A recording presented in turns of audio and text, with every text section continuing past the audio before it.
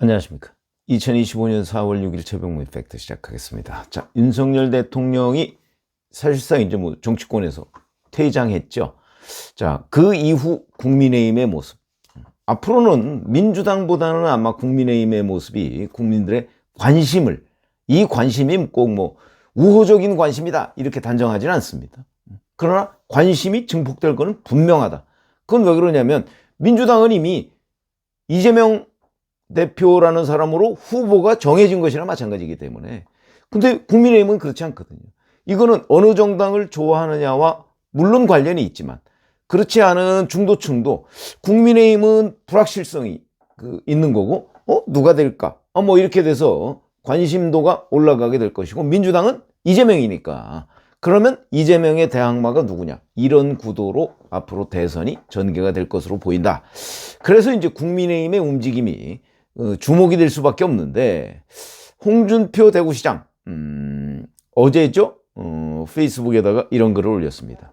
뭐 홍준표 대구시장이야 이미 출마를 할 것이라는 점을 뭐 익히 알고 있는 상황인데 사실상 출마 선언을 한 거죠.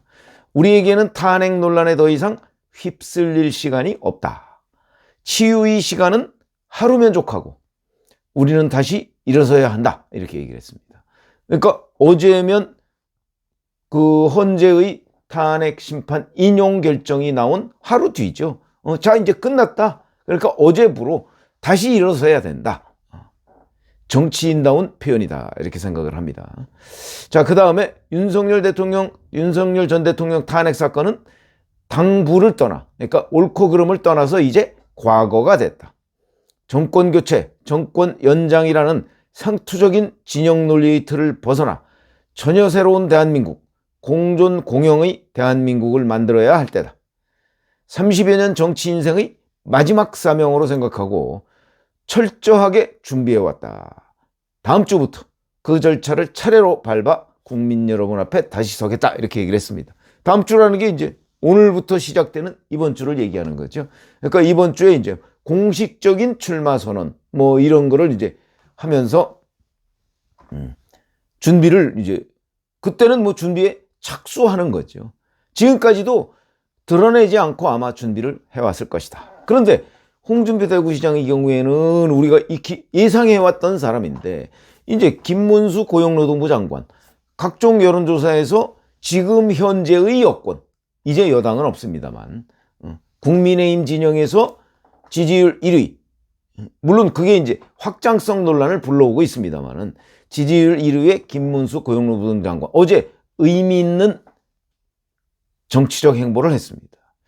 어제 보니까 시민사회단체 연합이라고 하는 곳이 김 장관 자택이 아마 관악구에 있는 모양인데 그 근처에서 대선 출마선언 촉구대회 이런 걸 열었습니다. 근데 문제는 그 자리에 김 장관이 참석했다는 거예요. 아마 초청을 했겠죠? 그런데 그 초청한 이 단체 연합의 그 기자회견 내용이 뭐다 하는 걸 알았을 텐데 그런데 자기 출마선언 촉구대회에 본인이 참석을 한 겁니다. 자, 이 사람들, 이 시민사회단체 연합, 이 사람들은 이렇게 얘기합니다. 김문수 장관의 대선 출마선언은 사명이자 소명이다. 결단을 촉구한다. 이렇게 얘기를 했거든요. 그러면서 이 난국에 자신의 안위만을 생각해 이 요청을 외면한다면 방향을 잃은 국민들은 위기에서 헤어나오지 못할 것이다. 이렇게 압박을 한 겁니다. 그리고 이 모임이 끝난 뒤에 김 장관은 이렇게 얘기했습니다. 저에게 이렇게 촉구하시게 된 상황에 대해 죄송하고 감사하다. 저는 아무런 욕심이 없다. 여기까지 얘기를 하면 그러기 때문에 나오지 않는다. 이렇게 돼야 되는데 어제의 행동을 보면 우선 본인 출마 선언을 촉구하는 그 모임에 본인이 참석을 했단 말이죠. 이거는 그 모임의 취지를 받아들인다는 뜻입니다. 정치적으로는. 그러면서 이렇게 얘기했습니다. 아무런 욕심이 없다 그러면 이게 수미상관하려면 그 다음에는 그래서 뭐 출마를 안 한다든가 뭐 이런 얘기가 있어야 되는데 그게 아니고 이렇게 다만 이 나라가 이렇게 가면 안 된다. 대통령을 뽑아놓으면 몇 명이 짜고 탄핵하고 또 탄핵한다. 윤석열 전 대통령은 직선제로 뽑힌 대통령이다. 과연 헌재에서 계속해서 파면을 결정하는 것이 우리 대한민국의 민주주의에 맞느냐? 이런 얘기를 했습니다. 자, 욕심이 없다고 그러면서 다만 탄핵은 잘못됐다는 식으로 나가거든요. 이렇게 보면 이거는, 그리고 본인의 출마를 촉구하는 그 모임에 참석을 했다. 이걸 보면 본인도 출마하겠다는 것으로 보인다. 물론 고용노동부에서는 공식적으로 아직 김문수 장관이 무슨 당적이 없으니까 당적을 회복한다든가 출마 선언을 검토한다든가 하는 건 전혀 없다, 이렇게 얘기를 하고 있지만 본인의 육성으로 지금 나라가 이렇게 가서는 안 된다고 얘기를 하고, 그 다음에 출마 선언 촉구하는 현장에 나타나고, 이런 걸 보면 출마를 결심한 것은 틀림없어 보인다, 이런 거죠. 그러면 이제 이번 주에는 화요일 8일에 국무회의가 있습니다. 아마 이 국무회의를 끝으로 김문수 고용노동부 장관이 사퇴를 할 가능성이 대단히 높다. 그리고 나서 당적을 회복하겠죠. 국민의힘으로 복귀할 것이고, 자, 이렇게 되면 이제 오세훈, 한동훈, 이 두 사람, 유력 주자 중에서는 두 사람만 지금 출마 선언을 안 한 셈이죠. 그러면 일단 구도는 홍준표 대구시장, 김문수 고용노동부 장관 중심으로 먼저 짜여지고, 그 다음에 이제 오세훈 서울시장, 한동훈 전 대표 아마 추가로 합류를 하게 될 가능성이 대단히 높다. 자, 민주당에서는 김두관 전 의원이 7일, 내일이네요. 내일 출마 선언을 한다고 하고 있지만 잘 아시다시피 이 흐름은 이제 누가 출마 선언을 민주당에서 한다더라는 건 별로 기사도 되지 않습니다. 왜? 이재명 추대대로 사실상 끝날 것이기 때문에.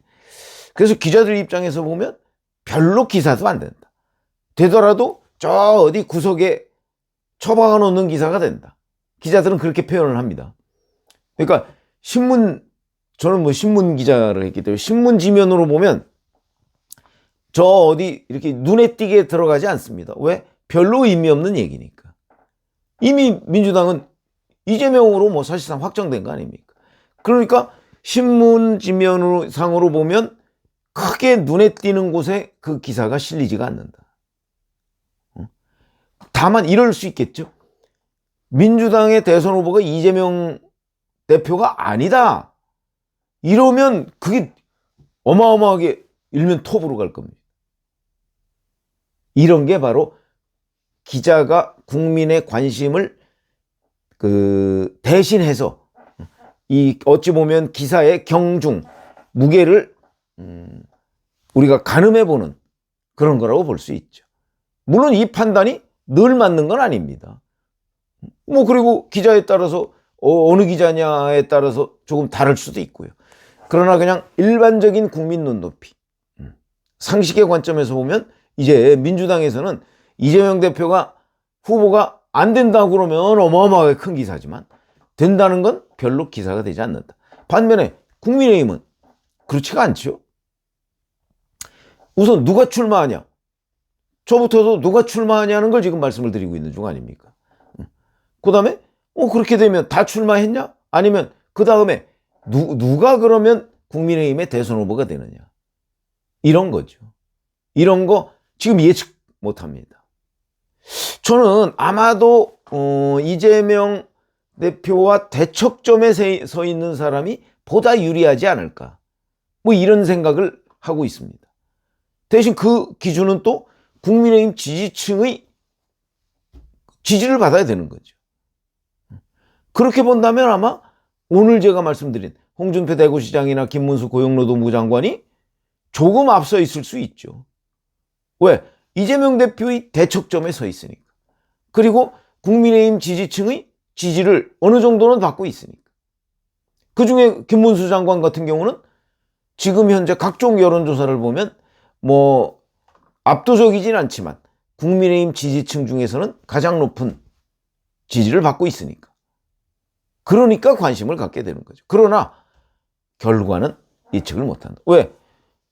국민의힘 경선 룰에 보면 뭐 당심, 민심 50대 50 이 정도로 되어 있습니다. 그러다 보니까 예측을 할 수가 없습니다. 민심도 있으니까. 그런 점에서 본다면 이것이 곧 기자들이 얘기하는 흥행 요소라는 겁니다.